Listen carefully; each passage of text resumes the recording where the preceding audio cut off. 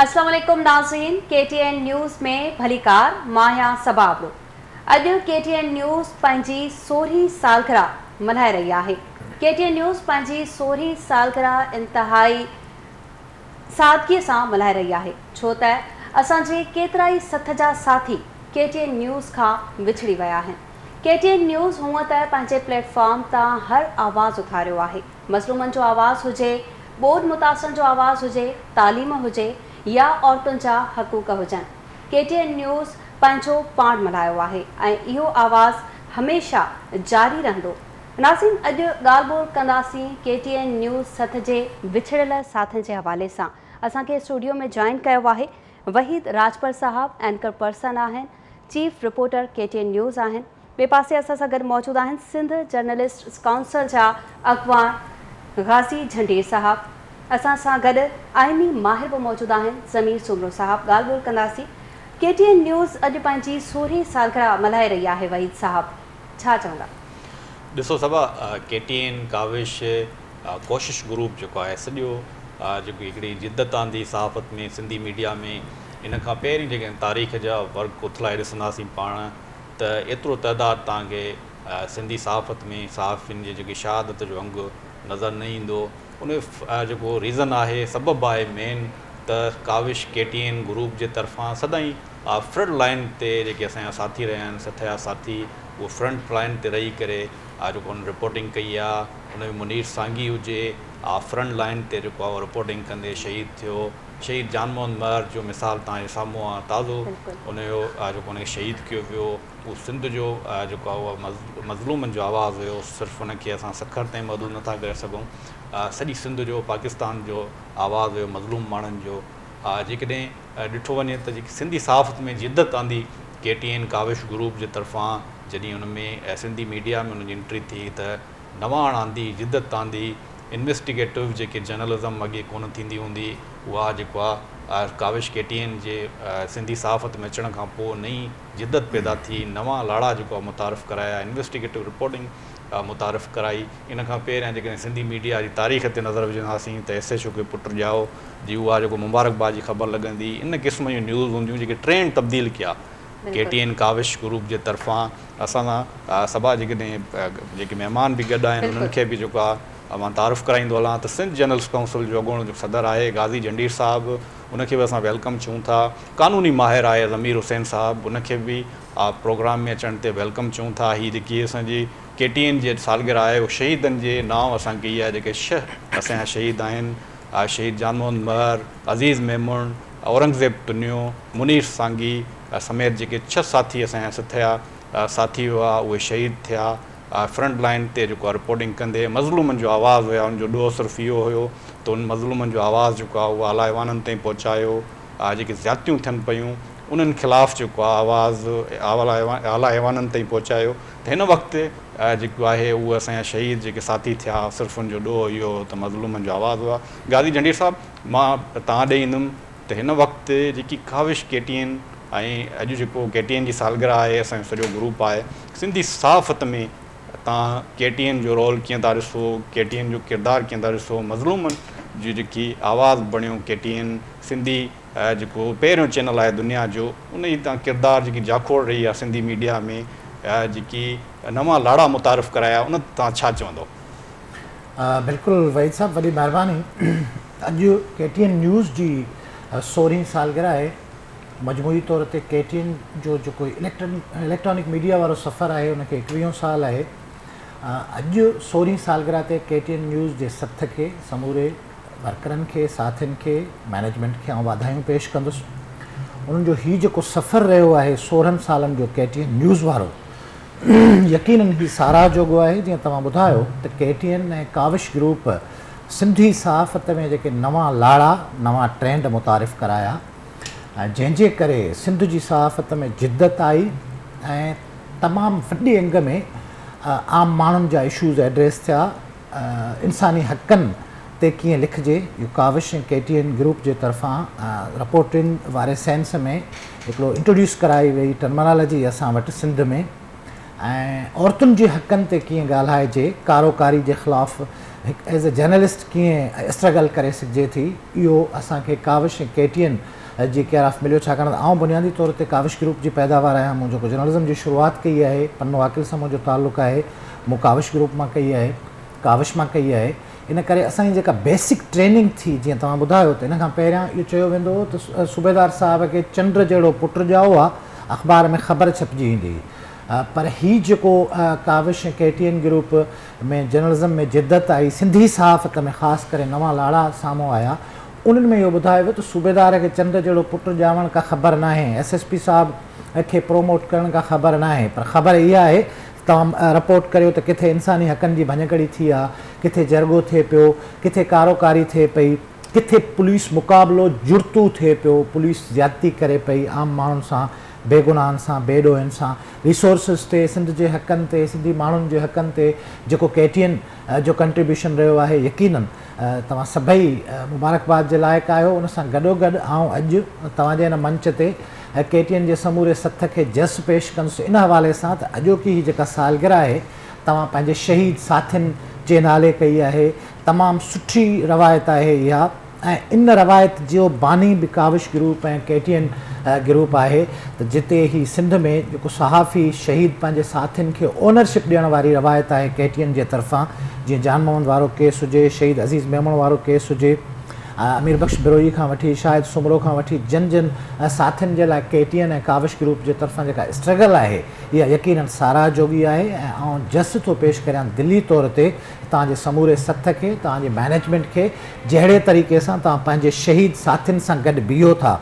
उन में सहाफ़ियुनि में, वर्कर्स में हिकिड़ो उत्साह पैदा थिए थो, हिकिड़ो नओं जज़्बो पैदा थिए थो, ऐं असां सभई जेके कलम जा पोरियत आहियूं, उन्हनि में हिकिड़ो अहसासु पैदा थिए थो। असां ख़ुदा न ख़्वास्ता जॾहिं मारिजी वेंदासीं, शहीद कया वेंदासीं, या कूड़नि केसनि में फासाया वेंदासीं, या ज़ख़्मी कया वेंदासीं, त असां सां गॾु असांजा इदारा बीहंदा। तव्हांजी जेका हीअ रवायत आहे, उन रवायत खे यकीनन ॿिया इदारा, ॿिया मीडिया हाउसिस बि फॉलो करनि था, जंहिंजो बानी बहरहाल ही ग्रुप आहे, जेका तमामु सुठी रवायत आहे। समीर साहब, हिन वक़्तु जेके हिन क़ानूनी माहिर आहियो, जेकॾहिं असांजा जेके शहीद साथी फ्रंट लाइन ते कमु कंदे शहीद थिया, रियासत लाइ हिन वक़्तु ताईं उहो टेस्ट केस आहिनि, सहाफ़ती जेके शहीद जान मोहम्मद मर जो ताज़ो केस आहे, निगरान सिंध हुकूमत लाइ जेके निगरान आया आहिनि उन्हनि लाइ टेस्ट केस आहे, IG सिंध पुलिस लाइ टेस्ट केस आहे।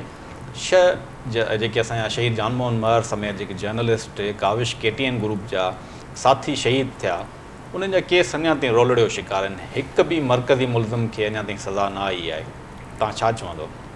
वही साहब, सभु खां पहिरियों त ही जेकी KTN जे सथ जी 100वीं सालगिरह आहे, ऐं उन में बिलख़ुसूस जॾहिं उहा उन्हनि पंहिंजे शहीद सहाफ़ियुनि जे नाम कई आहे, त सभ खां पहिरियों तव्हांजे तवसो सां उन्हनि सभिनी शहीदनि खे सलाम पेश कंदुसि, ऐं उन खां पोइ KTN काविश नेटवर्क खे जेको आहे सो मुबारकबाद ॾींदुसि।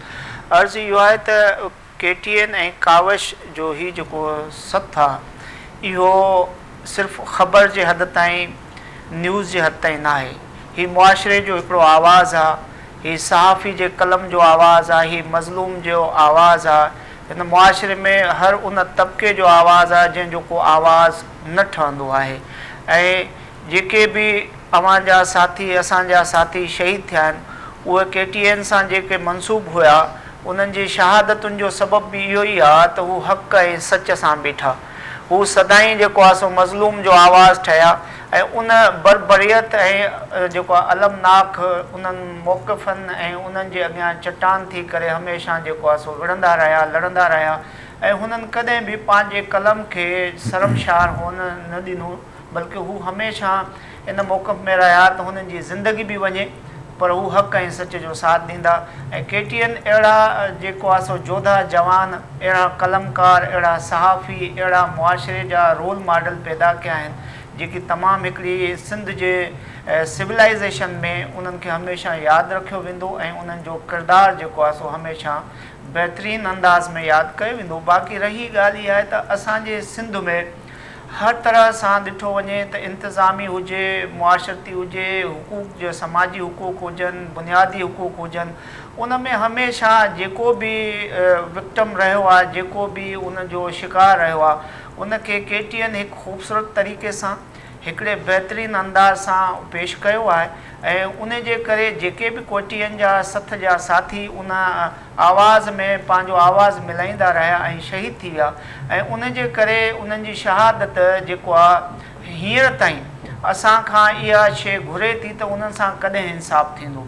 रही ॻाल्हि सियासत जी ऐं रियासत जी त रियासत हमेशह जेको आहे सो माउ जो किरदारु अदा कंदी आहे। रियासत जे लाइ जीअं जेको आहे सो माउ जे लाइ सभु बच्चा बराबरि हूंदा आहिनि त हिन रियासत में रहंदड़ सभु माण्हू बराबरी इंसाफ़ ऐं समाजी हुकूक जे लाइ बराबरी जी बुनियाद ते हलंदा आहिनि ऐं उहे रियासत मां तवक़ो कंदा आहिनि। हाणे सहाफ़ी ऐं कलमकार मुआशिरे जो उहो फ़र्द आहे जेको न सिर्फ़ु असांजी पर हर मकतब फ़िक्र जी हर मज़लूम जी आवाज़ बणिबो आहे ऐं उन्हनि जी शहादत इहे सम्झो मुआशिरे जी शहादत हूंदी आहे, मुआशिरे जे मज़लूमनि जी शहादत हूंदी आहे। उन शहादत ते रियासत जी जेकी ख़ामोशी आहे इहा हिकिड़ी मुजरमाना ख़ामोशी आहे ऐं रियासत जॾहिं माउ जो किरदारु अदा न कंदी त उन जे हिसाब सां पोइ हर माण्हूअ खे हिकु अनसिक्योरिटी महसूसु थींदी।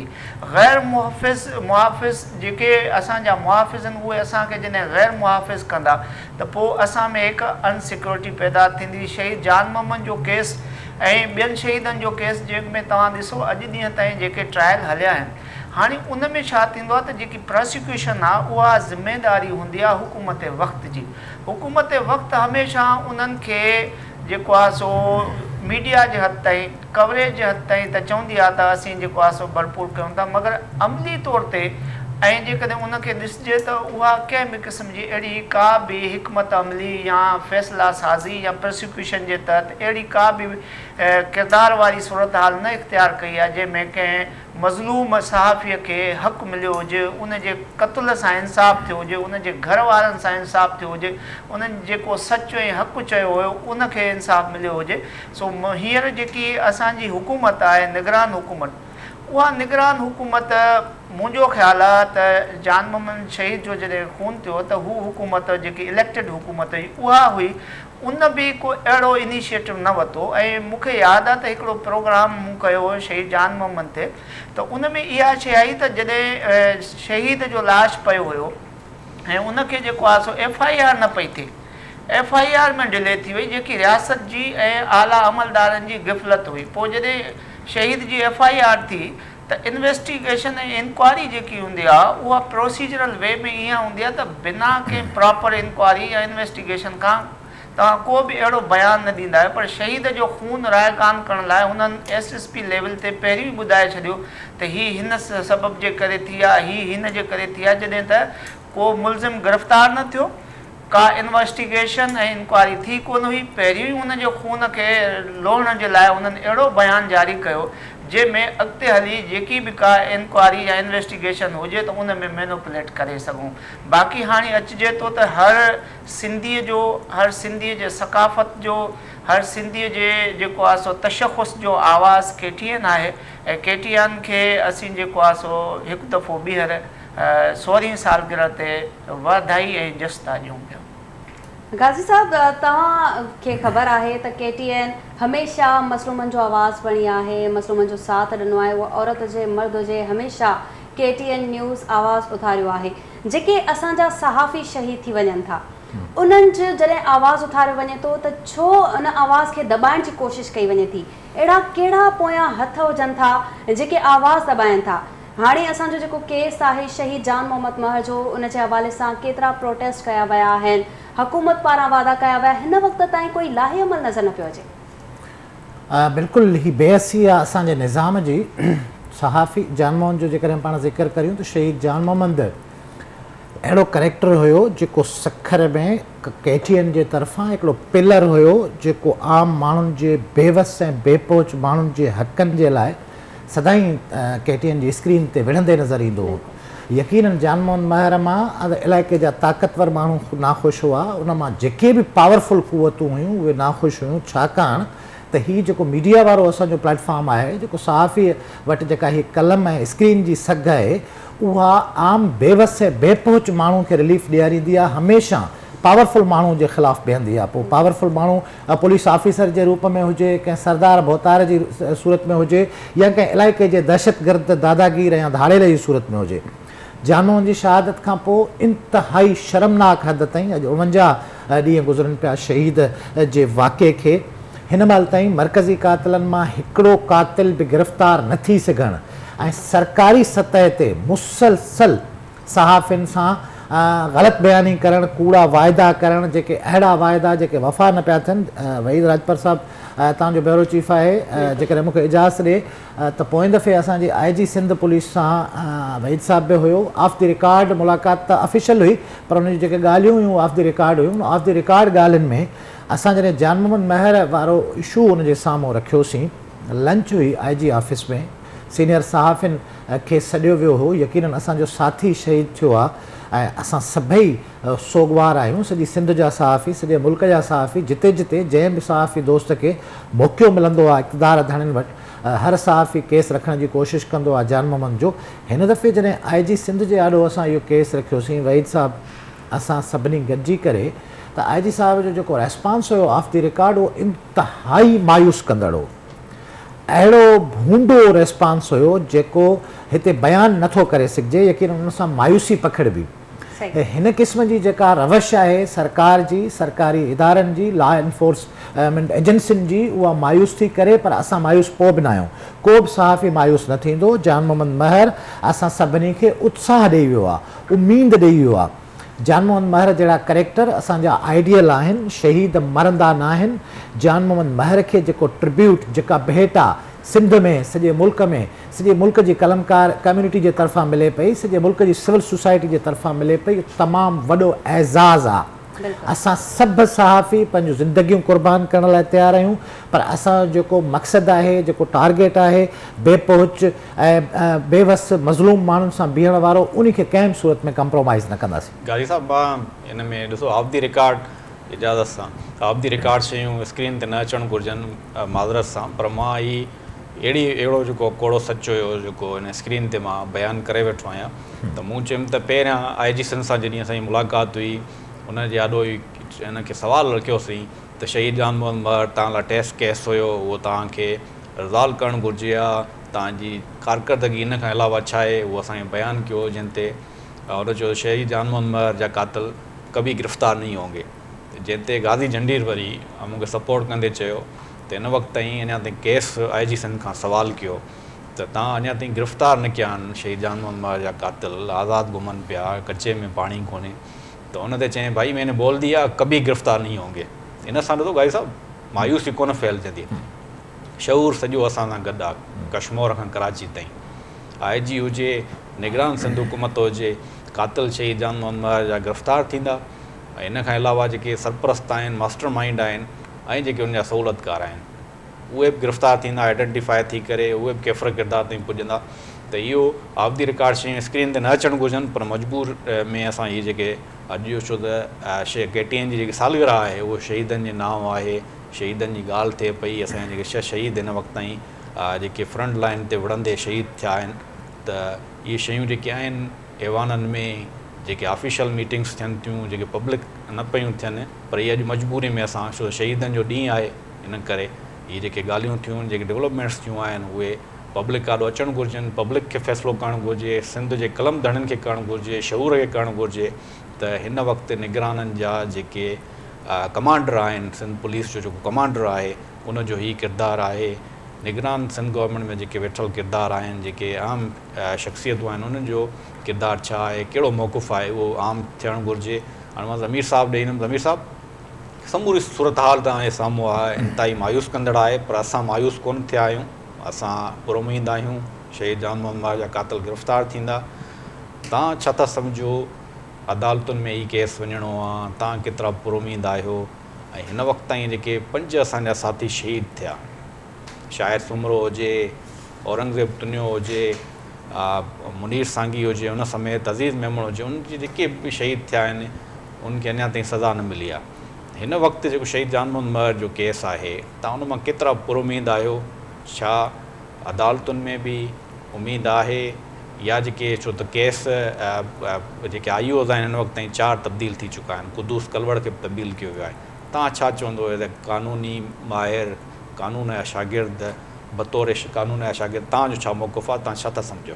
साईं, अर्ज़ु इहो आहे त जीअं अवां ज़िक्र कयो त बदकिस्मती आहे जो जेके ऑफ द रिकॉर्ड पॉइंटूं आहिनि उहे जॾहिं ऑन रिकॉर्ड अचनि थियूं, छो जो इहा हिकिड़ी उहा बेबसी आहे ऐं उहा लाचारी आहे जेकी असांखे इन हुकुमराननि खां, हिन सिस्टम खां असांखे मिले थी।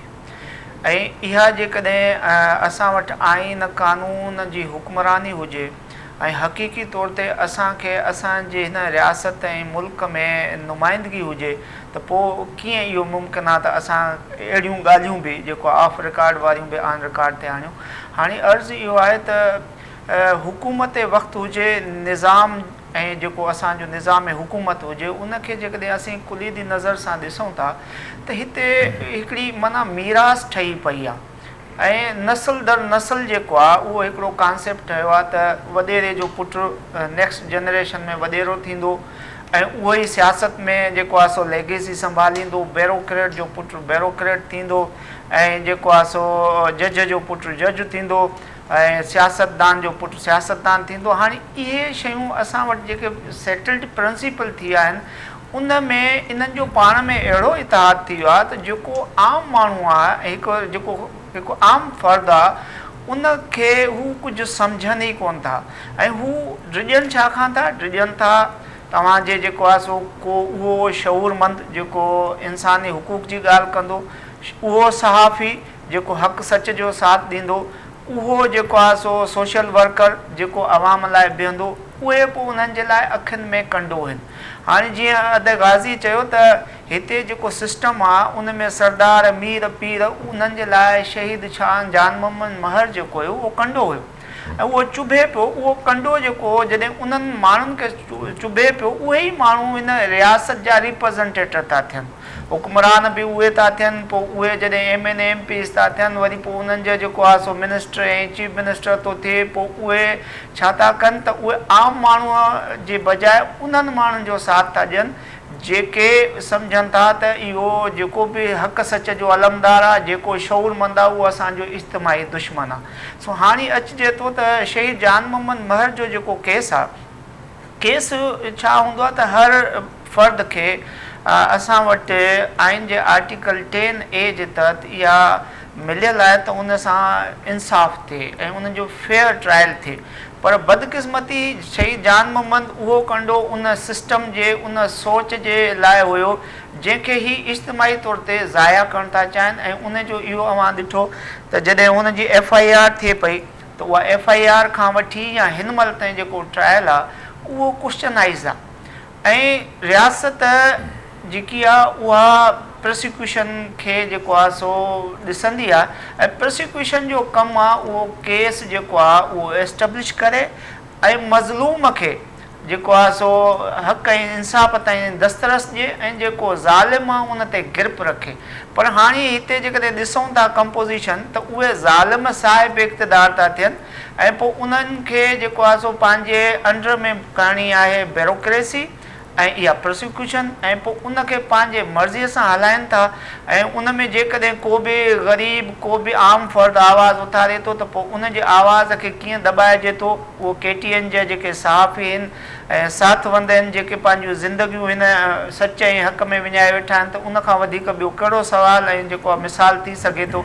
सो चवण जो मक़सदु आहे शहीद जान मोहम्मद महर जो फैसिलेटर्स त गिरफ़्तार थिया आहिनि, पर मेन अक्यूज़ जेके आहिनि उन्हनि में इहो जवाज़ ॼाणाइनि त बाबा जेको आहे सो असां वटि वसाइल न आहिनि ऐं जेकॾहिं तव्हां वटि वसाइल न आहे त पोइ माना नाकाम रियासत जी इंडिकेशन तव्हां पाण था ॾियो ऐं दुनिया खे छा था ॾियो त जेको आहे सो हिकु आम माण्हू हिकु सचे हक़ जो साथ ॾियण वारो जेकॾहिं शहीद थी थो वञे त तव्हां रियासती तौर ते नाकाम था वञो।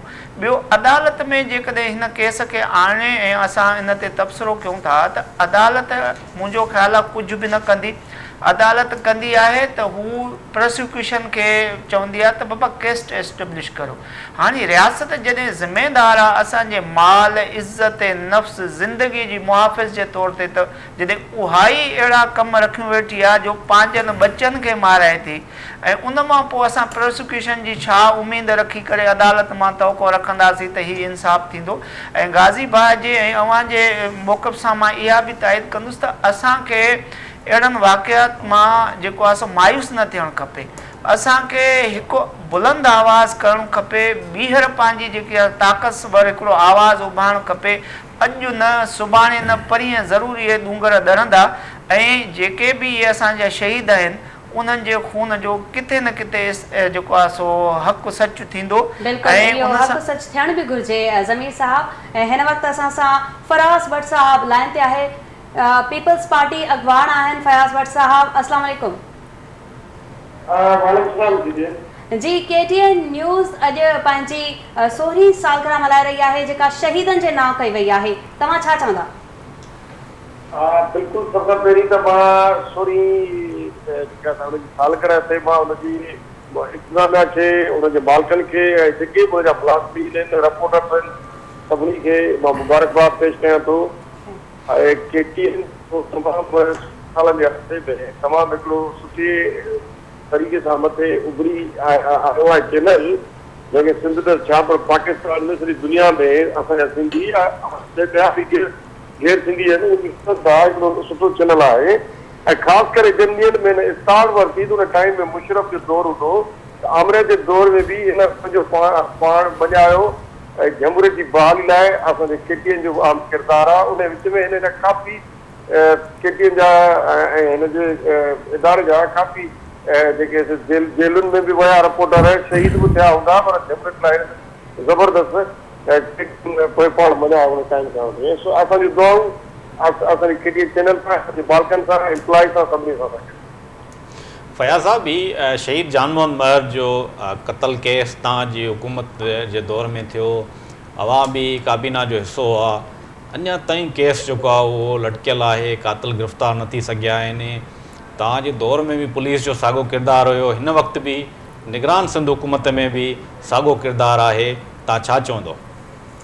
भाईजान, बिल्कुलु जानवर महर साहिबु हिकिड़ो पुराणो साहब बि ॿई जॻह ते, पर मुंहिंजो बि ज़ाती तौर ते हुन सां दोस्ती हुई, छो जो त मुंहिंजो वास्तो दादू साहिब जो असांजे सखर सां आयो त हुन सां असांजी वापसी थी हूंदी तमामु घणी। बिल्कुलु असां त हुनजी क़तल जी मदद कंदा ऐं इहो ई चाहींदासीं त असांजे दौर में अगरि थियो आहे असांजी जल्दी हुकूमत हली वई, पूरो थी वियो। हाणे असां कंदासीं, अपील कंदासीं जेका केयर सिंध जी या पार्टी जी असांखे ॾिनी हिनजी फैमिली आहे, तव्हांजो चैनल हुन मालिक आहे, त हुन सां इंसाफ़ थियो। महिरबानी फयाज़ साहब, महिरबानी। गाज़ी जंजीर साहब, हाणे तव्हां ते ईंदासीं। हिन वक़्तु जेकॾहिं सिंधी मीडिया जी तारीख़ ॾिसबी त सभ खां वधीक जेके क़ुर्बानियूं आहिनि KTN काविश ग्रुप जूं आहिनि। त हिन वक़्त ताईं बतौर अॻूण सदर तव्हां जेको आहे प्रेसिडेंट बि रहिया सिंध जर्नलिस्ट काउंसिल जा, त KTN काविश जा जेके साथी आहिनि, सिथिया साथी, उहे शहीद थियनि पिया।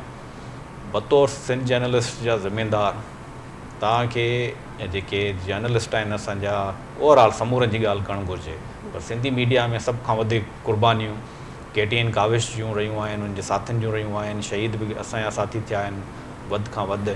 इन खां पहिरियों जेकॾहिं माज़ी में वेंदासीं तव्हांखे एतिरो तइदादु कोन मिलंदो, न ई वरी, छो त उनजो रीज़न इहो आहे त मज़लूमनि जी ॻाल्हि कई आहे, फ्रंट लाइन ते असांजा साथी जेके आहिनि उहे रिपोर्टिंग कंदा आहिनि।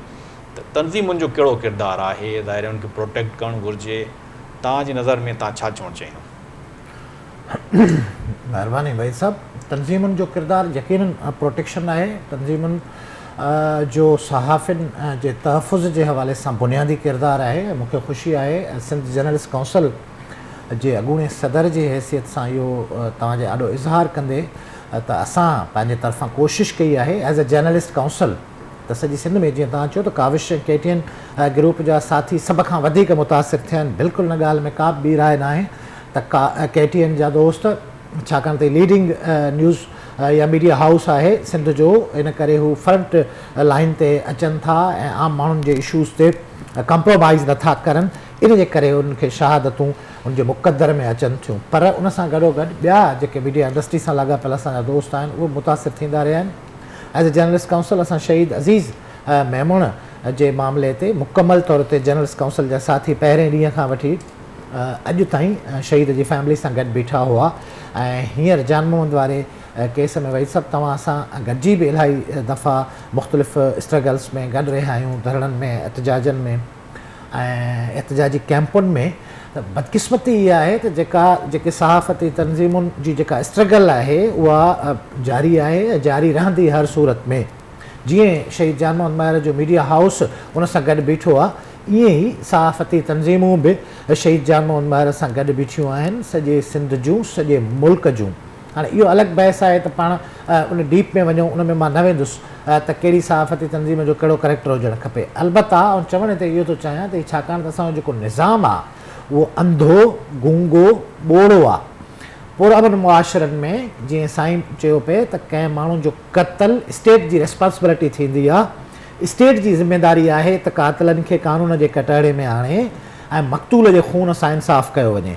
हिते जान मोहम्मद महर शहीद जो जेकॾहिं असां एग्ज़ाम्पल वठूं त असां सवें न हज़ारें सहाफ़ी सिंध में भेरे भेरे सां एहतजाज कंदा रहिया आहियूं। मजमूई तौर ते सॼे मुल्क में एहतजाज थींदो रहियो आहे। कराचीअ खां कश्मीर ताईं सिंध जा हज़ारें सहाफ़ी रोडनि रस्तनि ते निकितल रहिया आहिनि। असां हाणे बि एहतजाज में आहियूं, सुभाणे बि एहतजाज कंदासीं, तेसीं ताईं ख़ामोश न वेहंदासीं जेसि ताईं शहीद जान मोहम्मद महर जे कातिलनि खे मंतकी अंजाम ताईं नथा पहुचायूं। पर इन समूरे एपिसोड में स्टेट जो जेको करैक्टर आहे, स्टेट जो जेको किरदारु आहे, उहो इंतिहाई मायूस कंदड़ आहे। रियासती इदारा जंहिंजी बुनियादी ज़िम्मेदारी आहे त माण्हुनि में तहफ़ुज़ जो अहसासु पैदा थिए।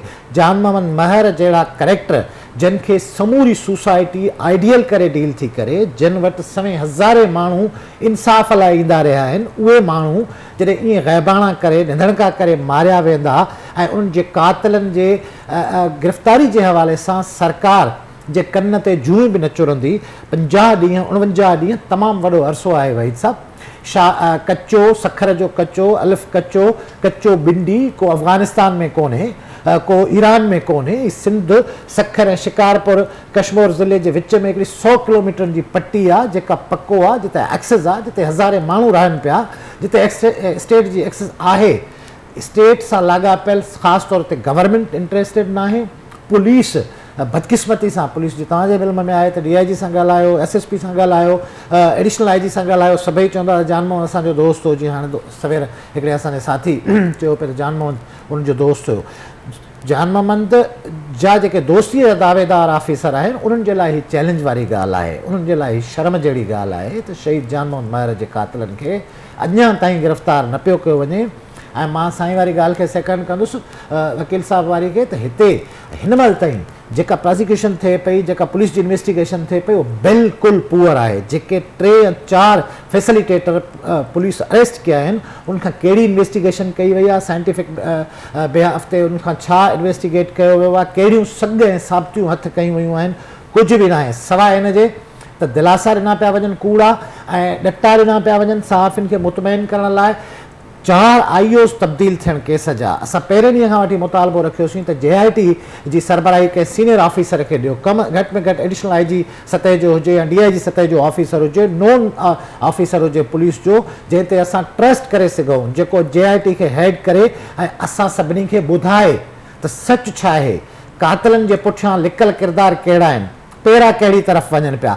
हिन महिल ताईं उन मामले में सरकार सीरियस न आहे। इन्वेस्टिगेशन जे मामले में सरकार सीरियस नथी नज़र अचे। IO जेको बुनियादी हक़ आहे असांजो सहाफ़ियुनि जो, शहीद जे वारसनि जो, त हिकिड़ो प्रोफेशनल IO हुजे। जीअं कदुस कलवर साहब तव्हां ॿुधायो त वक़्ती तौर ते उनखे ॾिनी वई चार्ज, उनखां पोइ वरी हाणे उते ॿियो ऑफिसर मुक़ररु। हिकु भोग आहे, हिकु मज़ाक़ आहे।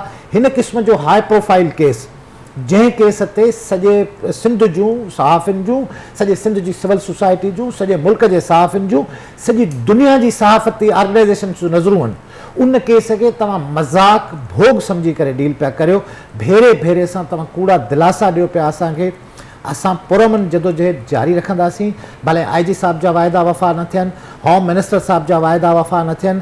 इन खां अॻिते ईंदासीं, वज़ीर आला हाउस तरफ़ वेंदासीं, ज़रूरत पवंदी वज़ीर आज़म हाउस तरफ़ वेंदासीं। हीअ असांजो बुनियादी हक़ आहे जेका स्टेट जी ज़िम्मेदारी आहे। स्टेट खे हर सूरत में असांखे इंसाफ़ ॾियणो पवंदो।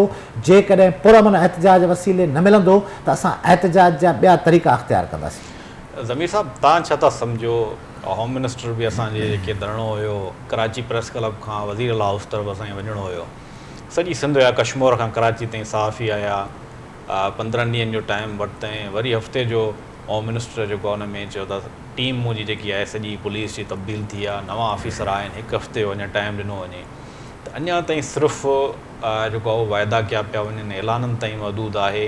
के मरकज़ी कातिल अञा ताईं गिरफ़्तार न थी सघिया आहिनि। वीडियो जारी करे जेके बि दोस्त साथी जिदोजहद में असां सां शामिल आहिनि उन्हनि खे धमकियूं ॾियनि पिया।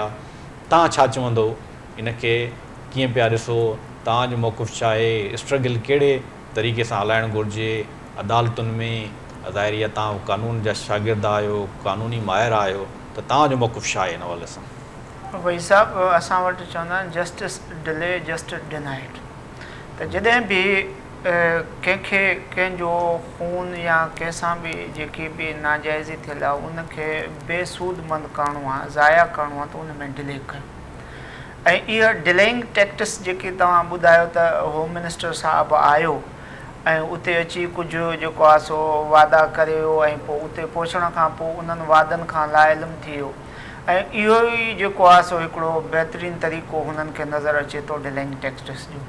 ऐं ॿी रही ॻाल्हि इहा त जेकॾहिं रियासत ऐं इंतिज़ामिया कंहिं बि मामले में सिंसियर हूंदी आहे त उनजो बुनियादु या उनजी स्टार्टिंग ई अहिड़े तरीक़े सां वठंदी आहे जंहिंमें चवंदा आहिनि त इंसाफ़ थींदे नज़र ईंदो आहे। ऐं हींअर जेको असीं पहिरियों बि ज़िक्र कयो त जेकॾहिं हुकूमत या ही सिस्टम जेको जान मोहम्मद महर जे जेको क़त्ल सां या शहादत सां इंसाफ़ करणु चाहे हा त शुरू में ई हिननि खे इहो करणु खपे हा त हिकिड़ी जुडिशल कमीशन ठाहिनि हा। छो जो पुलिस जेकी आहे उहा मातहत आहे उन एरिया जे MNA MPA सरदार इन्फ्लुएंशियल या प्राइम मिनिस्टर या चीफ मिनिस्टर जे। जॾहिं त हिननि में इहो हुअणु खपे हा त हुकूमत जेकॾहिं सिंसियर आहे ऐं हू चाहे थी त रियासत पंहिंजो जेको हिकु रियासती आइनी ऐं क़ानूनी हक़ अदा कनि, त शहीद जान मोहम्मद महर हिकु आम माण्हू न हुयो, उहो हज़ारनि ऐं लखनि माण्हुनि जे जेको आहे सो ज़बान ऐं जेको आहे सो उन्हनि जो आवाज़ थी करे KTN जे सथ सां जेको आहे सो शामिलु रहियो।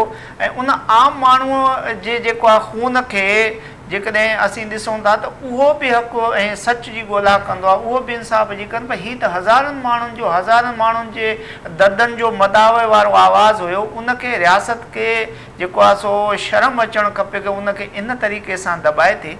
ऐं जुडिशल कमीशन हुजे हा त मुंहिंजो ख़्यालु आहे त न प्रोसिक्यूशन ईअं फेल थी आहे, न इहा जेकी इन्वेस्टिगेशन हींअर थिए थी त जेको अदा गाज़ी ॿुधायो त कचो कहिड़ो अमेरिका में आहे, हींअर त इंटरपोल जे ज़रिए तव्हां दुनिया जे कहिड़े बि कुंड मां मुलज़िम गिरफ़्तार करे था वठो। तव्हां वटि जेको आहे जदीद इक्विपमेंट्स अची विया आहिनि, तव्हां वटि प्रोसिक्यूशन साइंटिफिक थी वई आहे, त तव्हांखे जॾहिं फोर्स बि एग्ज़िस्ट थी करे, जिद्दत बि आहे, तव्हांखे जेको आहे सो जेकॾहिं तव्हांखे कमु करिणो आहे त कचो कहिड़ो परे आहे जिते तव्हां फैसिलेटर्स खे 3-3 महीना तव्हां जेको आहे इंट्रोगेशन में रखो था ऐं इहा शइ ख़बर कोन थी पए त उन्हनि खां पुछो छा अथव, हू छा था कंहिंखे आइडेंटिफाई कनि था, हू जेके उन्हनि सां सलाड़ियल रहिया उहे उन्हनि खे पुछनि छो था त रहिया किथे आहिनि, कातिल आहिनि किथे आहिनि, उन्हनि ताईं ही एक्सेस न रखणु माना इहो हिकिड़े क़िस्म जी डिलेइंग टैक्टिस आहे ऐं डेलिबरेट आहे, बदनीयती ते शामिल आहे त जेको आहे सो हू शहीद जे खून खे रायगान करणु था चाहिनि। ऐं ॿी रही ॻाल्हि इहा त जेकॾहिं असांखे प्रोटेस्ट करिणो आहे त असांखे इन शइ में न आहे ॾिसूं त DIG छा थो चए, चीफ मिनिस्टर छा थो चए, हुकूमत वक़्तु छा थी करे। असीं बहैसियत हिकु मुआशरे जा ज़िम्मेदार इंसान, मुआशरे जा पिलर थी करे असीं इन आवाज़ खे वधि खां वधि जेको आहे ताक़तवर बणायूं, घणे खां घणो आवाज़ जे इन सथ में माण्हुनि खे शामिलु कयूं।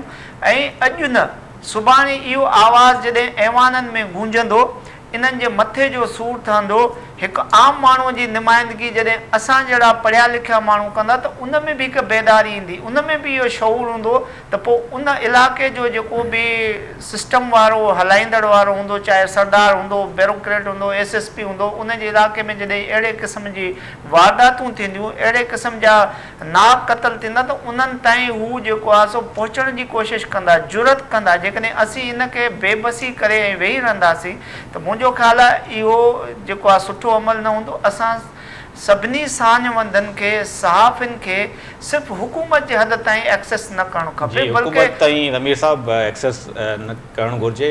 गाज़ी साहब, असां टाइम तमामु थोरो आहे ऐं तव्हां खां असां इनपुट वठंदासीं। हिन वक़्तु जेकी सूरत हाल आहे, हिन वक़्तु जेकी मशीनरी सिंध पुलिस जो जेको हाल आहे तव्हांजे साम्हूं आहे। IOs तब्दील थी चुका आहिनि, 4 कुदूस कलवड़ जे हवाले मामिलो थियो, उनखे हटायो वियो, वरी जेको आहे 5 IO निगरान सिंध हुकूमत हाणे मुक़ररु कंदी। तव्हां केतिरा मुतमिन आहियो? टाइम थोरो आहे त तव्हांजो मौक़ुफ़ छा आहे एज़ अ सिंध जर्नलिस्ट जा जेके बानी बि रहिया आहियो, अॻूणा सदर बि आहियो, हिन वक़्तु बतौर ट्रेड यूनियन जा अॻुवान तव्हां छा था मुतमिन आहियो, छा करणु घुरिजे ऐं केतिरा मुतमिन आहियो? वहीद साहब, आउं हिकिड़ो % बि मुतमिन न आहियां। जंहिं तरीक़े सां शहीद जानमोहन महर जे केस खे डील थो कयो वञे, उहो लॻे ईअं थो त असां सां सरकार, पुलिस डिपार्टमेंट, होम डिपार्टमेंट मश्करी पियो करे। हीउ खून जो मामिलो आहे, हीउ एॾो सादो न आहे। यकीनन हिन हवाले सां जीअं तव्हां चओ पिया त छा करणु घुरिजे, गॾियल जदोजहद जी ज़रूरत आहे, सघारी जदोजहद जी ज़रूरत आहे, जेका असां कंदासीं। अॼु हिकु भेरो ॿीहर आऊं वरी बि अव्हांजे समूरे KTN जे सथ खे जस्तो पेश करियां जो अॼु KTN न्यूज़ जी सालगिरह जे मौक़े ते अवां हिन क़िस्म जो मंच रचायो आहे, जिते असां पंहिंजे शहीद साथी खे ट्रिब्यूट पेश करियूं पिया, न रुगो पर उन जे केस ते, उन जे खून सां इंसाफ़ लाइ वेही पिया ॻाल्हायूं पिया। हीअ तमामु सुठी रवायत आहे। अॼु 49 ॾींहं थी विया आहिनि।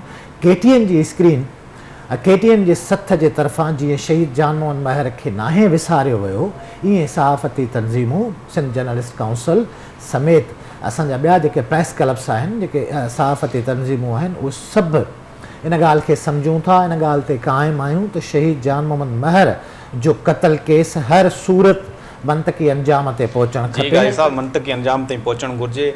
पंहिंजे को होस्ट वहीद राजपर ऐं मेज़बान सबा अबड़ो खे ॾींदा इजाज़त। अॼु तव्हां हीअ ॻाल्हि ॿोल ॿुधी, गाज़ी जंडीर साहब असां सां गॾु हुयो, ज़मीर हुसैन साहब असां सां गॾु हुयो। हीअ ट्रांसमिशन जो सिलसिलो जेको आहे अञा ताईं जारी रहंदो राति देरि ताईं। हीअ जेकी KTN जी सालगिरह आहे, असांजो हीअ जेको सिलसिलो आहे शहीदनि जे नाव कयो आहे, हीअ सालगिरह जी जेकी तक़रीबूं आहिनि उहो असां जेको सादगी सां मल्हाए करे हीअ पूरो ॾियारो जेको आहे उहो असां शहीदनि जे नाव कयो आहे। तेसि ताईं असांजे मेज़बान वहीद राजपर ऐं को होस्ट सबा अबड़ो खे ॾींदा इजाज़त। अल्लाह हाफ़िज़।